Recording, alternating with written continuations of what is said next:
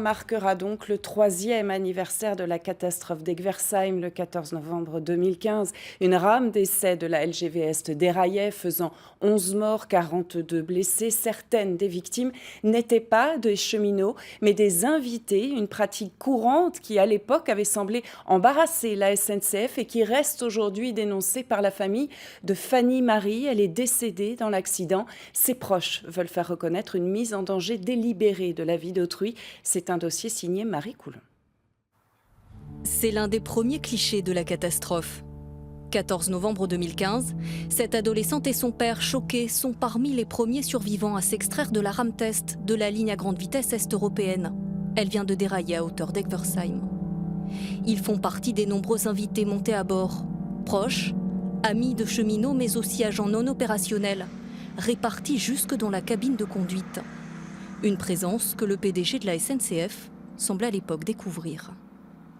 Il faut déterminer dans quelles circonstances des accompagnants ont pu monter à bord de cette rame. Ce n'est pas une pratique habituelle de la SNCF. Ça n'est pas une pratique que la SNCF reconnaît. Un train de test est un train de test. Seules les personnes qui font des tests sont habilitées à y participer. Pourtant, selon des documents que nous nous sommes procurés, à la SNCF et chez sa filiale Systra chargée des essais, la pratique était bien connue, même favorisée. Mail d'invitation diffusé au personnel. Nous avons le plaisir de vous inviter pour une visite à bord de la rame d'essai. Vous pourrez monter à bord soit une journée complète, soit une demi-journée selon votre souhait.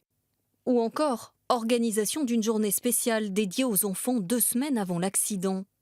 Un accès aux personnes extérieures courant, même réglementé comme l'atteste ce syndicaliste. Les invités à bord sont astreints à une grande discipline. Ils ne doivent en aucun cas intervenir dans tout ce qui est essai, dans tout ce qui est manipulation. Ils doivent toujours être en retrait par rapport à ça et ils sont briefés en conséquence.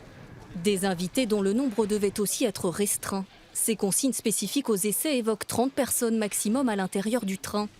Le 14 novembre, elles étaient bien plus, 53 au total, dont 35 ne faisaient pas partie des équipes opérationnelles. J'ai rapidement compris que la SNCF n'avait aucune idée de si ma sœur se trouvait à bord de ce train ou pas. Ils ne savaient pas qui était ma sœur, alors que la SNCF l'avait invitée. Arthur Marie a perdu dans la catastrophe sa sœur Fanny, 25 ans, confiée par son petit ami. Pour lui, il n'y aurait jamais dû y avoir d'accompagnant à bord. D'autant que ce jour-là, la rame devait rouler en survitesse, le système de freinage désactivé. Fanny n'en aurait pas été informée. On ne lui a pas dit qu'on allait désactiver des systèmes de sécurité quand elle montait à bord. On ne lui a pas dit que c'était la toute première fois qu'on réalisait cet essai. Voyez, on ne lui a pas dit qu'elle devait porter un équipement particulier de sécurité ce jour-là.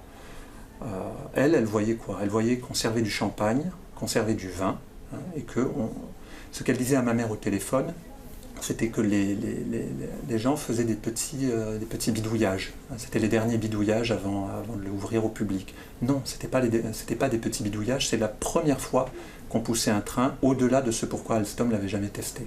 On l'a délibérément mis en danger. C'était pas nécessaire d'inviter ces gens. Ils étaient en danger. La famille Marie s'est portée partie civile. En 2017, le parquet de Paris a classé sans suite sa plainte pour mise en danger délibérée de la vie d'autrui, faute d'éléments probants. L'un de ses avocats refuse d'abandonner ce combat judiciaire, convaincu que l'accident aurait pu être évité.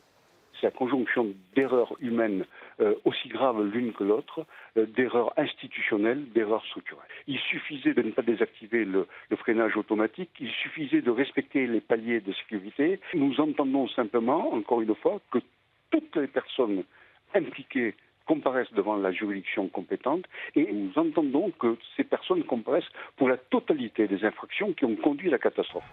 Contactée, la SNCF n'a pas donné suite à nos demandes d'interview. Depuis le drame d'Egversheim, elle assure avoir changé ses pratiques.